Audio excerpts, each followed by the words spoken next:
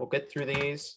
We'll kind of see what our last concept looks like, but we are going to be looking at solving systems using matrices. So remember, a system, of equations is when you have two or more equations working together. The first thing we're going to want to kind of get used to is setting up our matrices, or changing our systems of equations into matrix form. So you're going to have three matrices: your coefficient matrix, your variable matrix, and your solution matrix. So your coefficient matrix is just the coefficients of your variables. So for example, like I have a 4 in front of my x, that y by itself, remember that's really 1y, and then that would be 2x and 2y. So we just write the coefficients of our variables, or remember, coefficients are just the numbers in front of a variable. So you don't put the x's or the y's, you just put the number part or the coefficient part. For your variable matrix, it's always the variables you have in your problem. So we have x's and y's. Those are our variables. And our solution matrix is what our equations equal. So those are our solutions: -12, -15. A couple other things, just so you know, we call this first matrix matrix A a lot of times, and we call this matrix matrix B a lot of times. So like I might use, if I talk about matrix A, I'm talking about the coefficient matrix. If I'm talking about matrix B, I'm talking about that solution matrix. But we're going to see, this is our first step when we're solving systems, is we want to put it in this matrix form. So we're going to do a few examples of just practicing this first step. So for example 1, you're always going to have your coefficient matrix, your variable matrix, and it's always going to equal your solution matrix. So for this problem, you would have 4 and 3 for the coefficients of your top equation, like the 4 in front of your x, the 3 in front of your y. And then for the bottom equation, you have a 3. And remember, if there's no number with it, that's really like a 1. And since it's minus, that would be 3. This would be -1 because it's minus. So pay attention to your signs as well. Our variable matrix, pretty much for most of the problems you see, we'll see part B is a little bit different because you have 3 variables, but most of the problems you'll actually be solving, you'll just always have x and y. And then our solution matrix is just those two numbers it equals. So -4 and -3. Okay. I'm gonna look at B kind of together just because it's a little bit weird, and then I'm gonna have you guys see on your own. But for B, since we have 3 variables, we're actually gonna have a 3 by 3 matrix, a 3 by 1, and also equals a 3 by 1. So our coefficient matrix, we have like a 1 with our x, a 6 with our y, and a -1 with our z, because we have 3 variables. For our second row, we have -1, we have -4, and we have 1z. Be careful. This next row, if you notice, it doesn't have an x part, it just goes y's and z's. So if you don't have a part, you put a 0 in its place. So we have 0 x's, 8 y's, and -2 z's. And then for our variable matrix, we have x, y, and z. And then our solution matrix would be 2, 3, and 1, like these numbers it equals here. But just a heads up, when we're actually looking at problems where we're going to go through and solve the entire thing, you won't see anything like B. I won't give you any problems that have 3 variables, but the process would be very similar, just maybe a little bit harder because you have more variables or bigger matrices to deal with. Like finding a determinant would actually be different. But like I said, you won't see a problem like that, so I'm not going to stress too much. All right, so I want you guys to try this last one on your own. See if you can get your coefficient matrix, your variable matrix, and your solution matrix. So I'm going to give you a minute if you want to share. And you're going to see that this is the first step for example, like for these 2 examples at the bottom. So let's go through these examples. They take a little bit of time because, as you can see, we've got these 4 steps. We're going to first put it in this matrix form, what we just did in example 1. We're going to find our determinant. little bit of practice from what we saw last week and the week before. We're going to find our inverse, and then we're going to multiply our constant matrix. And just so you know, the constant matrix, that's like your solution matrix. So sometimes different people call it different things.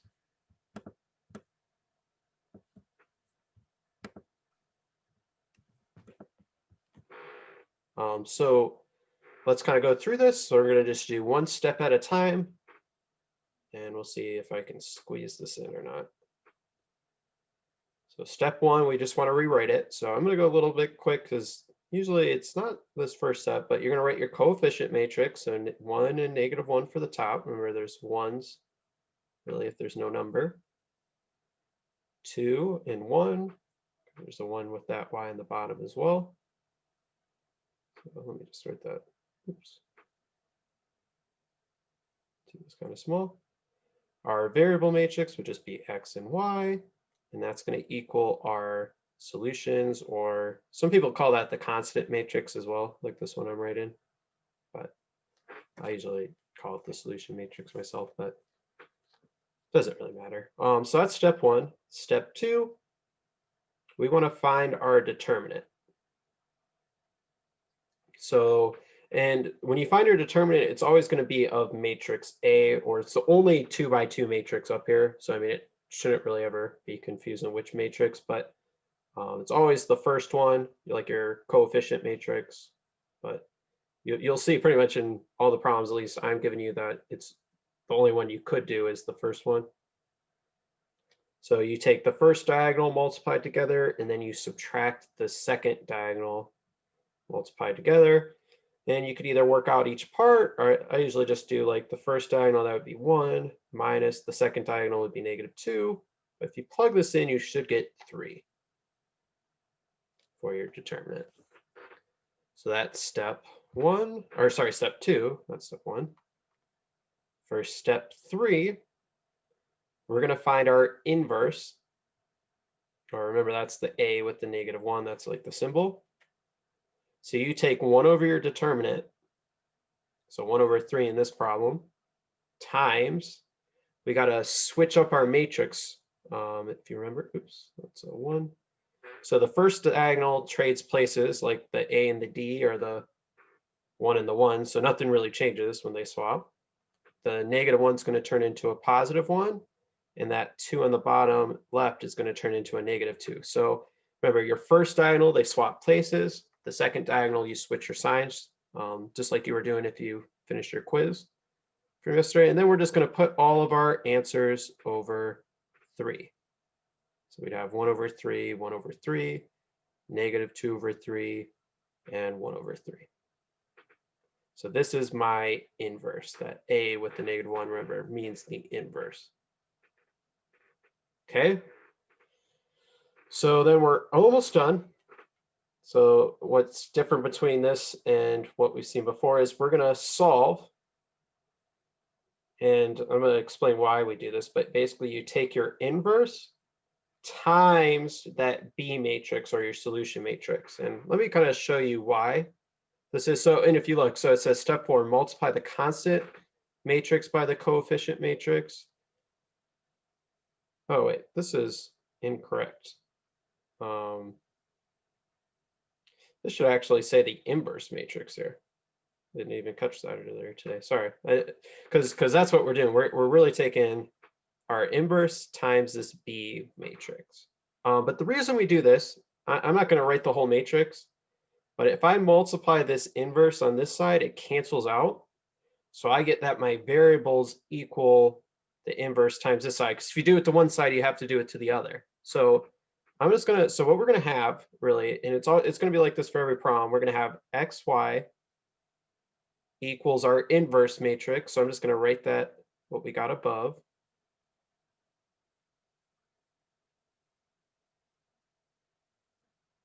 times our solution matrix, or our constant matrix, which if you recall was the 11 and the 19.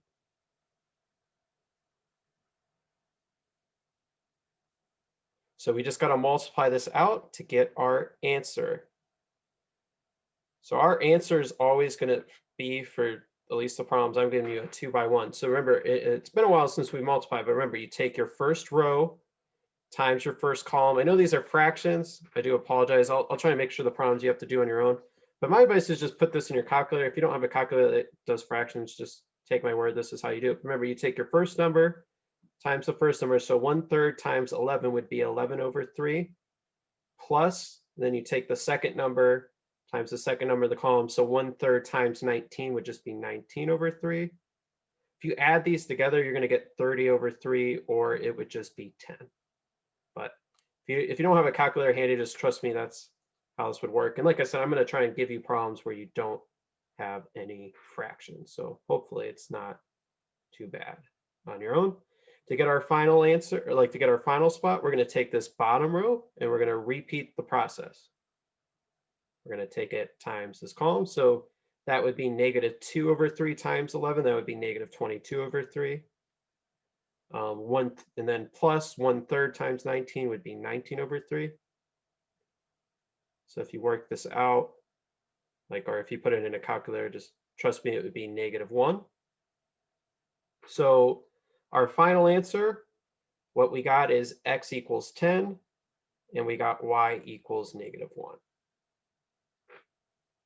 So it is a lot of steps for one problem. Like I said, I'm not going to assign a lot of these for you to do, but I mean, steps 1, 2, and 3 is what we've been doing a lot, like last week and on the quiz. It's step 4 that's just a little bit different. You just take your inverse and you multiply it by that solution or constant matrix. And that will give you your two answers, like your x and y.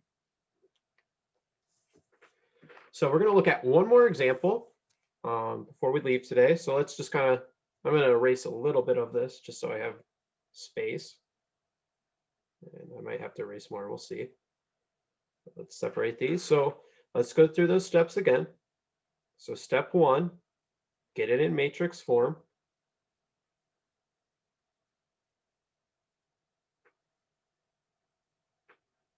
So you would have 7 and 2, 8 and 2, always going to be pretty much x and y for at least any problems you see in here. And then your constant or your solution matrix. Let's see if I can squeeze it in. It would be 24 and 30. Remember, this is matrix A. This is your B matrix here. So step 2, we're going to find our inverse. I mean, not our, well, we're working on it, but we're going to find our determinant first. So we take that first diagonal, so 7 times 2. Sorry, it's a little sloppy. Then we're going to subtract our second diagonal, which is the 2 and the 8. If you work this out, this would be 14 minus 16, so that would be -2. So now we're ready to find our inverse. I want to find our inverse. So we take 1 over -2, 1 over your determinant, times, and we got to reconfigure our, move around our, switch our first diagonal. Dang it. So the 7 and the 2, those two numbers switch places, like your A and your D. And then your B and your C, or your second diagonal, you just swap the sign. So that 2 would turn into a -2. The 8 would turn into a -8. Then we just got to multiply this out. Remember, when you have 1 over -2, you're just going to divide every number in there by -2. So 2 divided by -2 would be -1. -2 divided by -2 would be +1. -8 divided by -2 would be 4. And then 7 divided by -2. I'm just going to put the decimal because I think it's easier to deal with, especially if you don't have like a nice calculator that does fraction, but you would get -3.5. So for our final step, and I'm sorry, there's a lot of junk down here from the other problem, but step 4, we're going to take our inverse times our B matrix. So I'm just going to copy what we just got for the inverse. So -1, 1, 4, and -3.5. And we're going to multiply it by our constant matrix, or this matrix here. So 24 and oops, 30.